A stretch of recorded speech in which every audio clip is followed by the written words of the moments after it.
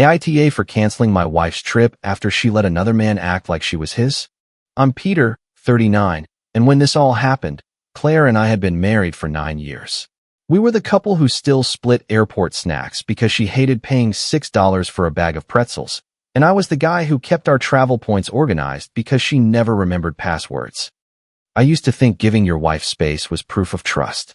What I didn't understand was that trust can turn into a blank check if the other person realizes you're too afraid of looking insecure to ask normal questions. Claire had always been independent. That was one of the things I loved about her. She made decisions fast, talked to strangers like she'd known them for years, and could walk into any uncomfortable room and somehow make it feel like she belonged there. I was quieter. I handled logistics, bills, account passwords, flight reminders, insurance renewals, the boring things that made our life run smoothly. She used to tease me for it. "You're the reason we never miss a connection," she'd say, leaning against me at some gate while we waited for boarding. "And you're the reason we don't spend the whole vacation eating protein bars from my backpack," I'd shoot back. For a long time, it worked. I booked the flights, she picked the restaurants. I kept track of points, she'd find the beach with no crowds. She forgot passwords constantly, so my email was tied to most of our travel accounts. Not because I was controlling anything. Because if Claire handled it, we would get to the counter and she'd say, "Wait, which email did I use?" while digging through 3 old inboxes. That history matters because by the time everything blew up at the airport, my name was already attached to the machinery of our life. Cards, points, hotel apps, the shared travel email, subscription logins. The things nobody thinks about when a marriage feels normal. Daniel entered our life as a name in Claire's stories. At first, it was harmless. Daniel saved the whole project timeline today. Then it became, Daniel is the only one who actually understands the pressure. Then, Daniel thinks I should stop letting people take advantage of me. That last one landed wrong. I was folding towels in the laundry room when she said it. She was standing in the doorway, phone in hand, smiling at the screen. I asked, "People like who?" She looked up like I had interrupted a private meeting.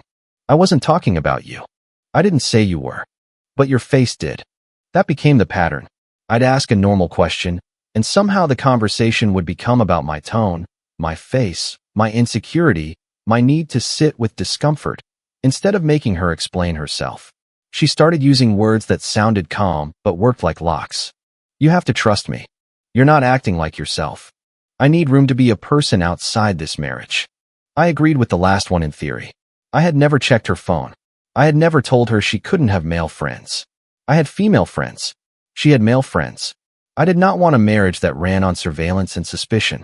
But there's a difference between privacy and a wall built in the middle of your living room. Claire started putting her phone face down, even when it was just the 2 of us on the couch.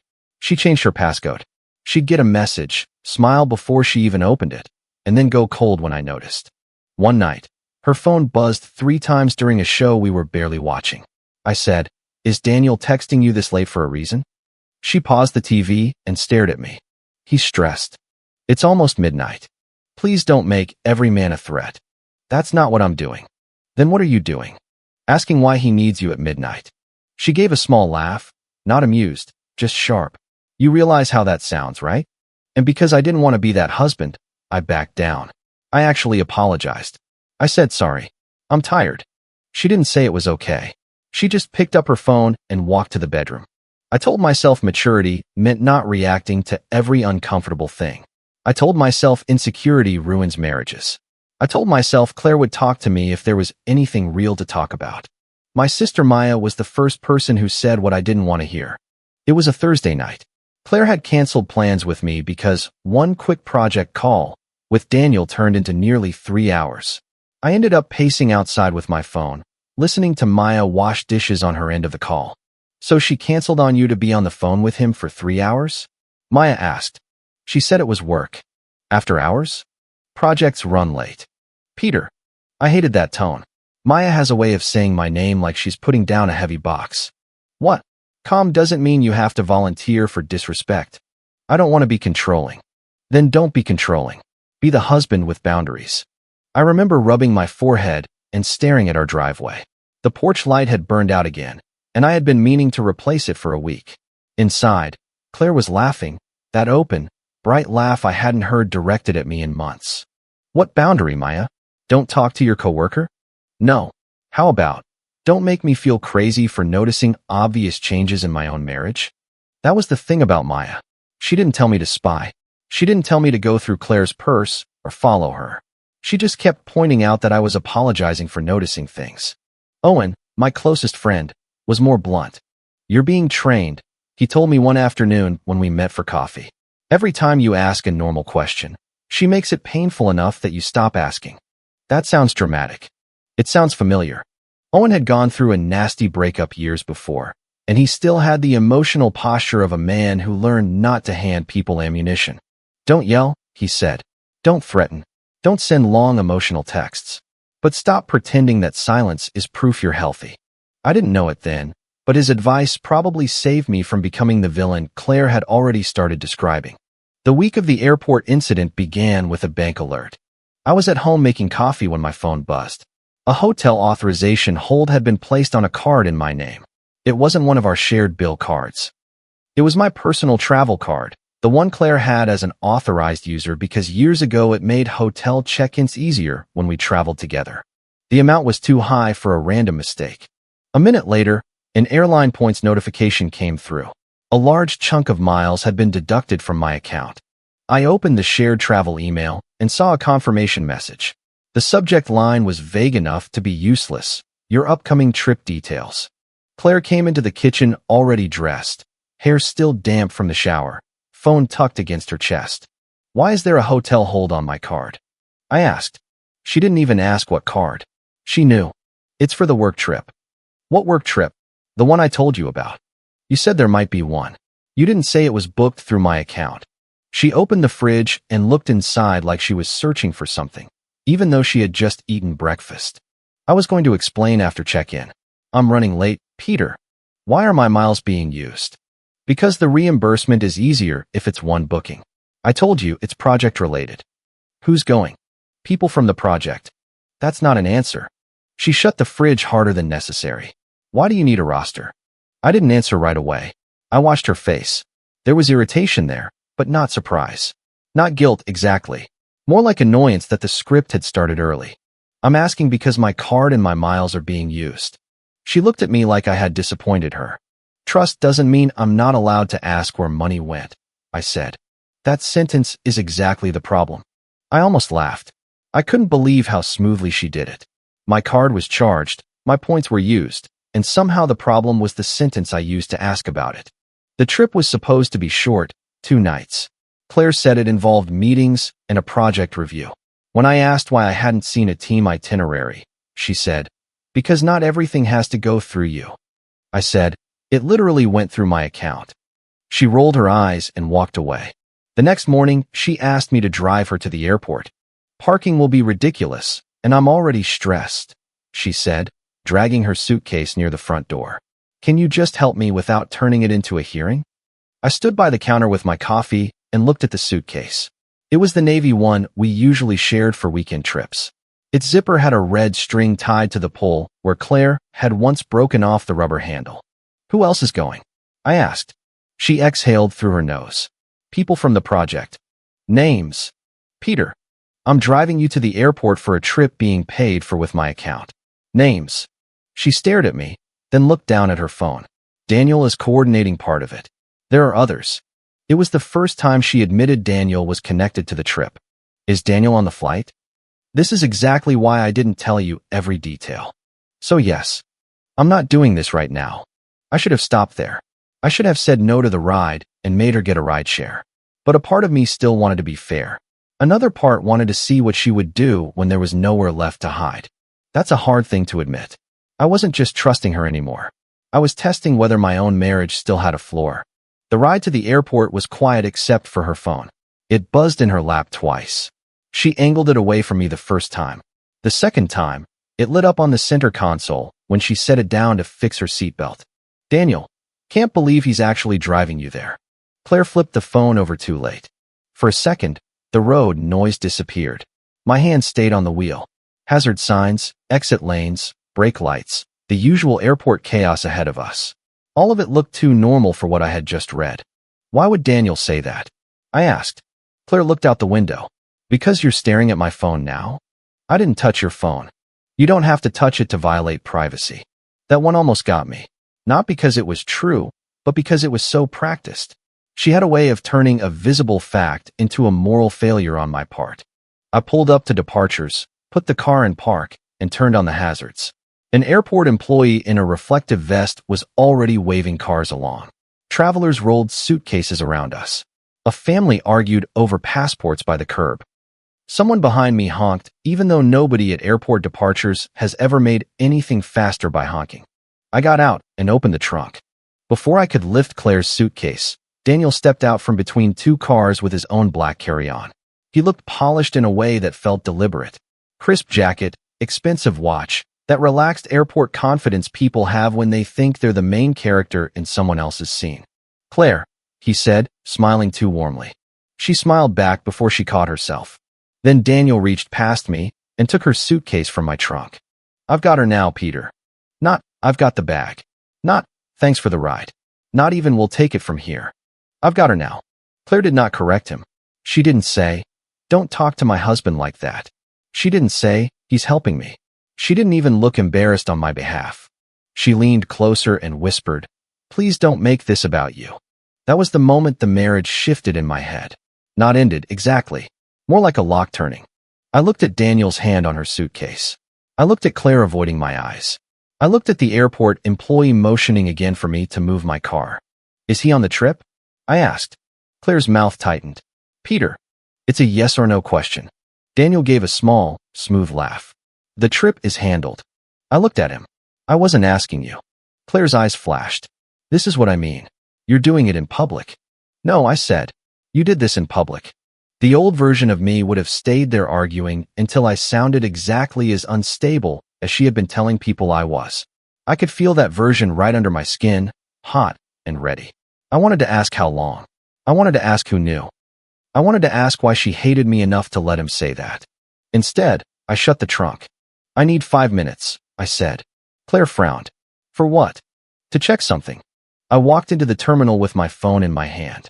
The inside of the airport smelled like coffee, perfume, and too many people trying to move in different directions. I stopped near a column by the entrance, just far enough from the glass doors that Claire and Daniel couldn't read my face from the curb. My hands were shaking, but not enough to stop me. I opened the airline app. My login. My points. My account. The itinerary loaded slowly, like even the app wanted to drag out the humiliation. 2 names. Claire. Daniel. No team. No other project members. No group booking. No list of coworkers with boring middle initials and corporate travel codes. Just my wife and the man who had just taken her suitcase out of my trunk like I was the valet. The companion ticket was attached to my account. The miles had come from my balance. The confirmation email had gone to the shared travel inbox because that was how I had always managed our trips. I opened the hotel app next. Reservation, 2 adults. Late arrival noted. Payment method, my travel card. Rewards points applied, mine. The room type made my stomach turn, not because it was explicit, but because it was ordinary. 1 king bed. 2 nights. Late check-in. A line about mobile key availability. Then I checked the shared calendar. Claire had added a vague block called C+D travel block. Not the project name she had told me. Not team review. Just C+D, as if the real title had been obvious to everyone except me. I stood there while people rushed around me, and something strange happened. The anger didn't explode. It narrowed. I called Owen. He answered on the second ring. What happened? He didn't say hello. He knew from the time of day and the fact that I was calling that something had gone wrong. I spoke quietly. I'm at the airport. Claire's trip is with Daniel. Just Daniel. My miles. My card. My hotel account. Owen was silent for 1 beat. Where are you? Inside the terminal. Good. Stay there for a second. He took her suitcase out of my trunk and said, I've got her now. Do not go back out there and lose it. I'm not. I mean it. Do not give her a recording of you yelling at a curb. Do not touch him. Do not threaten anything. I know. What's legally under your name? The airline account. The miles. The hotel account. The card hold. She has her own cards, her own money. Then cancel your money, not her freedom. I leaned against the column and closed my eyes. That's the line. That's the clean line, Owen said. She can go anywhere she wants. She can pay for it herself. He can pay for it if he's such a hero. You just stop funding the lie. I opened my eyes. Write everything down before anger edits the details, Owen said. Screenshots first, then act. So I did. I took screenshots of the itinerary, the names, the miles deduction, the hotel reservation, the 2-adult note, the card authorization, the calendar block, and the bank alert. I forwarded the confirmation email to a new folder in my personal email. I saved the text preview in a note as accurately as I could remember it, time and wording included. Then I canceled what belonged to me. The airline cancellation took 3 screens and a warning about the terms. I accepted because the booking was under my account and still eligible for cancellation before travel. The companion ticket was removed. The miles refund would take time, but the reservation stopped being active. The hotel app asked if I wanted to cancel the reward booking. I did. A confirmation email arrived before I even closed the page. The bank app let me freeze Claire's authorized user access on that card. Not our shared checking. Not her personal money. Just the card in my name that she had used for a trip she lied about. Then I sent Claire one message. I'm not financing a lie. No paragraph. No insult. No dramatic goodbye. Just that. When I walked back outside, Daniel was still holding her suitcase. Claire was looking at her phone with her jaw clenched. The airport employee was telling me to move my car, so I stepped to the driver's side, opened the door just enough to turn off the hazards, and pulled forward into the next open curb space. Then I got out again. Claire marched toward me. What did you do? You can still go, I said. You just need to pay for it yourselves. Her eyes widened. Are you serious? Yes. Daniel stepped closer, still trying to look calm. Peter, this is an overreaction. I looked at him. You thought my wife traveling with you on my card was a normal reaction? He glanced at Claire. Claire lowered her voice. You're humiliating me because you're jealous. No, I canceled my payment. The trip is still available to anyone willing to pay for it. You're ruining something important. You ruined it when you made me pay for a lie. Daniel said, we don't need to do this here. I said, we didn't need to do any of it here. But you took her suitcase from my trunk and announced you had her now. His face shifted, just a little, enough to show he hadn't expected me to quote him back.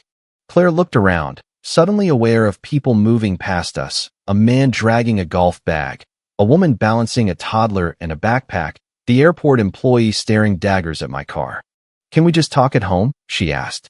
No. So you're going to abandon me at the airport? You're an adult with a phone, your own cards, ride shares, taxis, and Daniel. I'm not abandoning you. I'm done being useful to a lie. Daniel tried again. She said this was already handled. I turned to him. What exactly did she tell you I was? Claire snapped, don't. That one word told me there was more. Daniel looked confused now, not superior. He looked at Claire, then back at me. She said you two were basically separated. It was quiet for half a second. Not airport quiet. There's no such thing. But the space between us went still. I looked at Claire. Interesting. She forgot to tell her husband. Claire's face changed. Anger first, then calculation, then panic trying to dress itself as hurt. That's not what I meant, she said. Daniel frowned. Claire, you said he knew. Daniel said, lower now. I said he knew we were having problems. That's not the same thing. I almost laughed again. Not because it was funny. Because watching Daniel discover he had been useful in a different lie did not make him look like the confident man from 30 seconds ago. Claire's phone buzzed in her hand. Then Daniel's. Mine too. The airline notification hit first, reservation canceled. Then the hotel message, reward stay canceled. Valid payment method required for any new reservation. Claire stared at her screen. Daniel, she said, voice tight, can you just put it on yours? He hesitated. It was barely a pause, but I saw it. Claire saw it too. I thought you said it was handled, Daniel said. It was handled. No, I said. It was hidden. Daniel's polished expression cracked. I don't want to be dragged into whatever this is. That line told me everything about him. He liked being the man she chose. He did not like being the man people could name. Claire turned on me. You're making this uglier than it had to be. I opened my car door. Put anything important in writing. Peter. I got in. She called twice before I even exited the airport loop. I let it ring. Then the text started. You can't just do this. Call me. You humiliated me. This was a work trip. You are acting insane. Daniel says you're trying to financially trap me. That last one almost earned a response. Almost. Instead, I pulled into a gas station parking lot 10 minutes away, parked, and called Owen back. I left, I said. Good. She told him we were basically separated. Owen exhaled hard. There it is. She's texting. Don't argue. Reply once if you have to. What do I say? Send anything important in writing. That's it.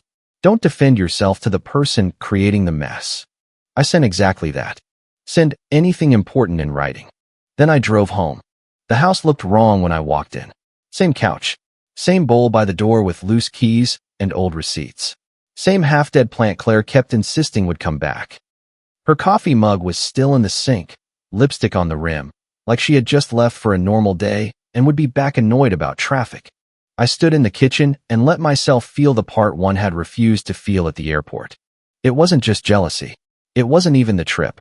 It was the way she had turned my trust into infrastructure. My account, my card, my car, my silence, my fear of seeming controlling.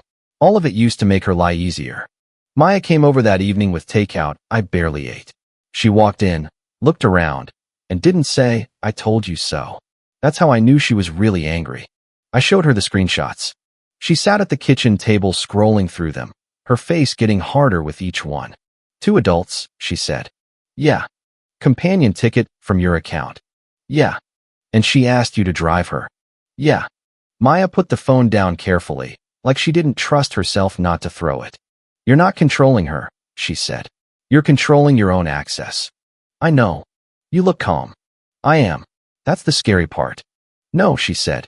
That's the part where you stopped negotiating with humiliation. Claire didn't come home that night. At 11:38 p.m., she sent a long text saying she was staying somewhere safe because I had become unpredictable. She didn't say where. I didn't ask. The next morning, the social narrative began. June, a mutual friend, messaged me around 9. Claire made it sound like you just snapped at the airport. Is that true? I stared at the message longer than I should have. June had known both of us for years. She was not a gossip, but she was close enough to Claire that I knew she had probably heard a version of the story before the airport. I typed, deleted, typed again, then remembered Owen's voice. Clean line. Partly. I canceled my payment. The trip was still available to anyone willing to pay for it. June replied fast. She said it was a work trip and you canceled everything in front of Daniel because you were jealous. I sent one short summary. I'm not asking you to pick sides. I'm asking you not to repeat a story that leaves out the money and the lie.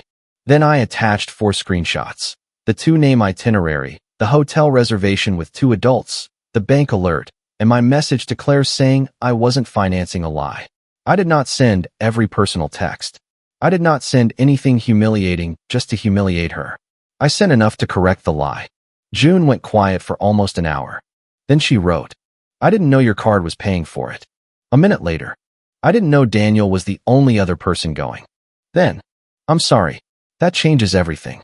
I found out later that Claire had been telling people I was becoming controlling for months. Not in one big accusation. Just small comments, placed carefully. Peter gets weird when I have late calls. Peter wants to know every detail of my schedule now. Peter acts supportive until I actually need independence. By the time I objected to the trip, she wanted my objection to look like the latest symptom, not a response to being lied to. That was the first twist I had to accept. Claire hadn't just hidden Daniel from me. She had prepared other people to misunderstand me. The second twist came from Daniel himself. I didn't contact him. I had no interest in a man-to-man conversation where he could pretend we were equals in a misunderstanding. But Daniel sent me a message the day after the airport. Peter, I don't want to be in the middle of whatever is going on between you two. Claire represented the situation differently to me. I thought the separation was clear and that travel logistics were handled. I'm stepping back. It was exactly the kind of message a polished person sends when he realizes the floor is wet and he doesn't want fingerprints anywhere. I responded with one sentence. Do not contact me again unless it is through counsel or in response to a direct legal request. Then I screenshot the exchange and saved it. That message mattered because it confirmed what Daniel had slipped at the curb. Claire had not only lied to me, she had lied to him too, just in a way that made him feel chosen instead of guilty.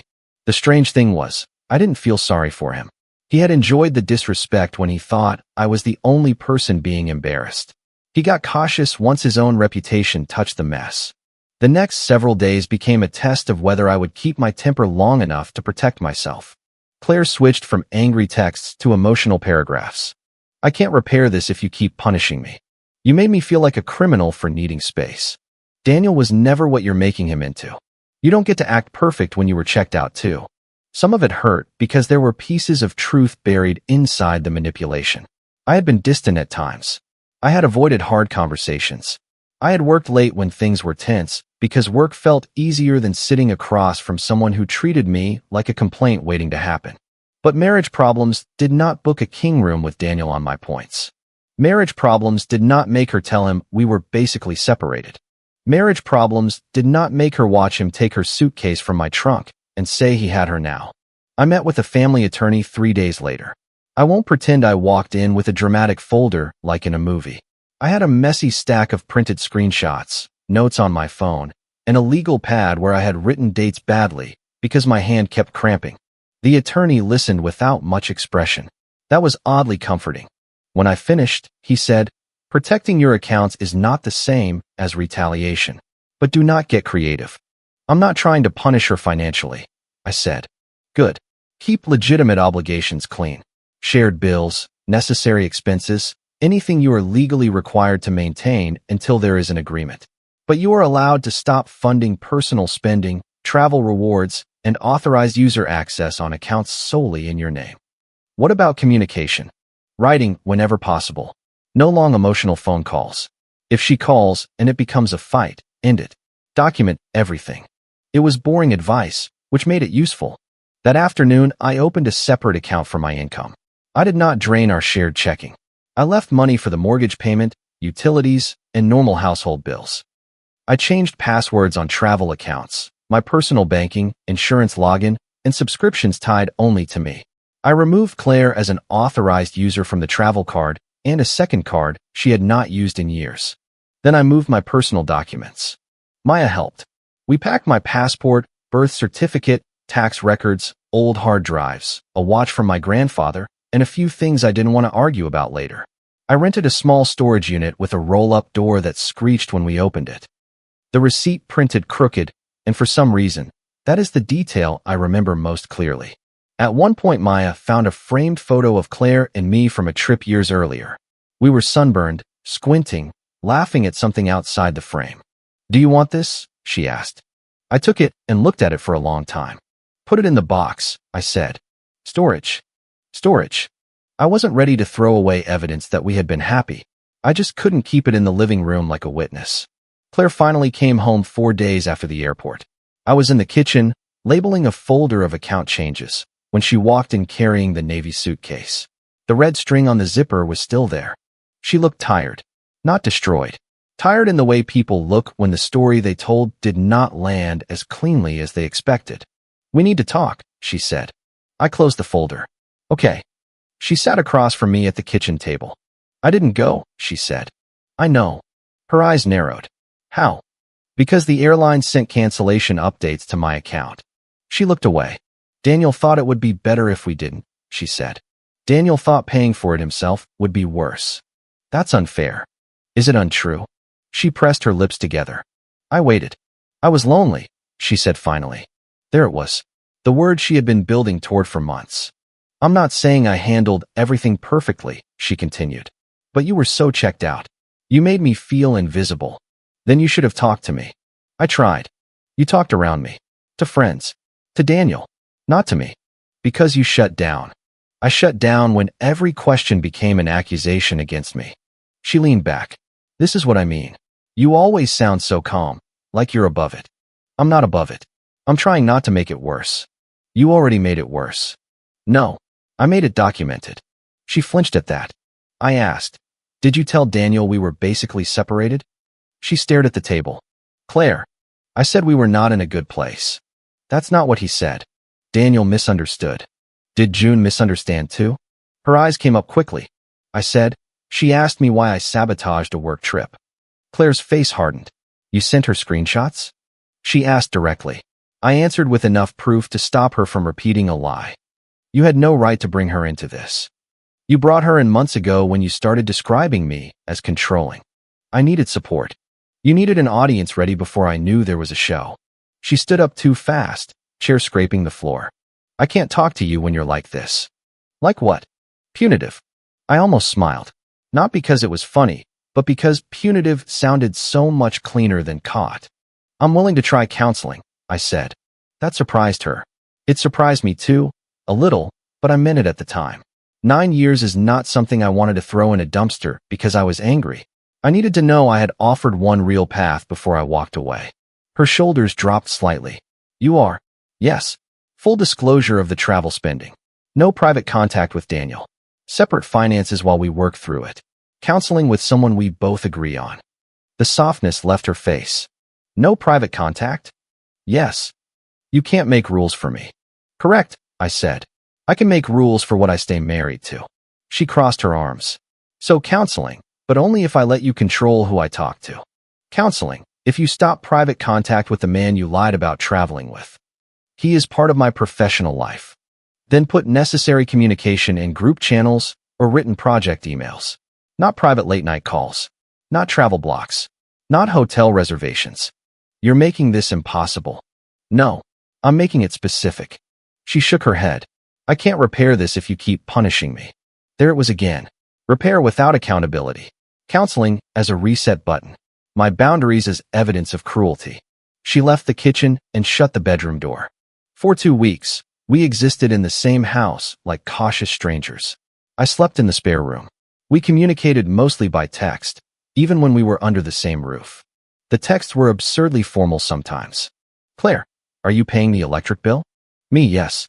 Scheduled for Friday from shared checking. Claire, are you still freezing me out of the travel account? Me, you are not authorized on my personal travel account. Claire, that's not what I asked. Me, that is my answer. Other times, she tried to pull me into emotional quicksand. Claire, you know I didn't actually cheat on you. Me, define actually. Claire, don't be disgusting. Me, put any disclosure you want considered in writing. She hated that sentence. It took away the fog. She wanted phone calls where we could circle the same points until I apologized from exhaustion. Writing forced the claims to sit still. During those 2 weeks, I learned more from contradictions than confessions. A rideshare receipt appeared in the shared email because Claire had once linked that app to the travel address. It showed a ride 2 nights after she told me she was at a friend's apartment thinking. The pickup was near a place Daniel had mentioned in one of his project emails. The drop-off was late. When I asked about it in writing, Claire said she had met Daniel for closure. I wrote back, after agreeing there had been no private contact. She replied, closure is not contact in the way you mean. I stared at that sentence for a long time. Closure is not contact in the way you mean. That was the final switch for me. Not because the airport wasn't enough. It was. But that line showed me there would always be another definition, another technicality, another way to make honesty into a word game. I sent the rideshare receipt to my attorney and asked him to prepare separation paperwork. Claire cried when she received the certified letter. I heard it from the hallway, a sharp sound from the bedroom, then silence, then her door opening. She found me at the kitchen table. You're really doing this? Yes. Over a trip that didn't even happen. Over the lies that made the trip possible. You canceled it. You got what you wanted. No, I said. What I wanted was a wife who didn't need me blind to feel free. She wiped her face with the heel of her hand. That sounds nice. You always sound nice. I'm not trying to sound nice. You're trying to win. I'm trying to leave clean. That was the closest I came to crying in front of her. My voice didn't break, but something in my chest did. Leaving clean is not painless. It just means you stop smearing yourself with someone else's excuses. The fallout was quieter than people expect from these stories. Nobody got fired in a dramatic scene. Daniel didn't show up at my door. Claire didn't make some grand confession on social media. What happened was more ordinary and, in some ways, more satisfying. June stopped defending Claire. She didn't become my campaign manager. She simply stopped repeating Claire's version. That was enough to make the story lose oxygen. A couple of mutual friends reached out cautiously. One said, Claire made it sound like you canceled her work travel because she had a male coworker. I replied, I canceled my miles, my hotel booking, and my card after I found out the trip had 2 names and she lied about the second one. Most people didn't need more than that. Daniel backed away quickly. Claire tried to frame it as him being overwhelmed by drama, but the truth was obvious. He had been brave when he thought I was just the dull husband paying the bill. Once there were screenshots, dates, account records, and questions about why a supposedly project-related trip had been privately arranged for 2 adults through my personal rewards account, his courage got very selective. From what I heard, there were questions, not a massive scandal, just enough uncomfortable attention that Daniel stopped acting like the trip had been an innocent professional necessity. He sent Claire a message she later threw at me as proof that I had ruined everything. "Daniel, I need space. I don't want my name attached to this situation." I read it and handed the phone back. "He doesn't want his name attached to it," I said. "Interesting standard." Claire glared at me. "You're enjoying this." "No," I said. "I'm noticing it. Financially, I did exactly what the attorney told me. I kept paying legitimate shared obligations from the shared account while the separation moved forward. Mortgage, utilities, insurance we were still required to maintain. I stopped paying for Claire's personal spending, travel upgrades, memberships tied to my cards, and anything she had treated like an invisible extension of my patience. Changing passwords felt petty for about 10 minutes. Then I remembered the airport curb. Every account I secured was one less way for my silence to be useful. Claire tried counseling once after the separation paperwork arrived. Not real counseling. The idea of it. She came into the spare room while I was packing a box of books and said, "I'll do counseling, but I won't agree to conditions that make me feel monitored." I set a book in the box. No private contact with Daniel is not monitoring. It is when you don't trust me. I don't trust you because you lied. You don't get how relationships heal. They don't heal by keeping the infection. She looked offended, like my metaphor had done more harm than her behavior. "You're so cold," she said. I nodded once. "Maybe, but I'm clear." The divorce filing happened after one last argument about the travel accounts. Claire wanted access restored because she said some of the points had been earned during the marriage. That was a fair legal question, so I did not argue with her in the hallway. I told her to have her attorney raise it properly. What she wanted was not a legal discussion. She wanted me to hand her the password and prove I was still the reasonable husband. I shouldn't have to go through lawyers for every little thing, she said. Then stop making little things unsafe. She stared at me like she didn't recognize me. Maybe she didn't. For years, I had mistaken being low conflict for being strong. Claire had mistaken it for being endlessly available. By the time I filed, the house was already half-packed. Mine, not hers. I moved into a smaller place with rental furniture that looked like it belonged in a waiting room. But the first morning there, I made coffee and realized nobody was going to punish me for asking normal questions. That relief was not dramatic. It was quiet, almost embarrassing in how simple it was. I made 1 cup, not 2. I used the good beans Claire always said were too expensive unless we were celebrating something. I sat at a small table by the window and opened my phone out of habit. No missed calls from Claire. No long text demanding that I admit my boundaries were cruelty. No airline alerts. No hotel holds. No shared calendar block with letters pretending to be innocent. Just one attorney email confirming the next step in the divorce timeline and a storage unit receipt because I still had to move the last boxes.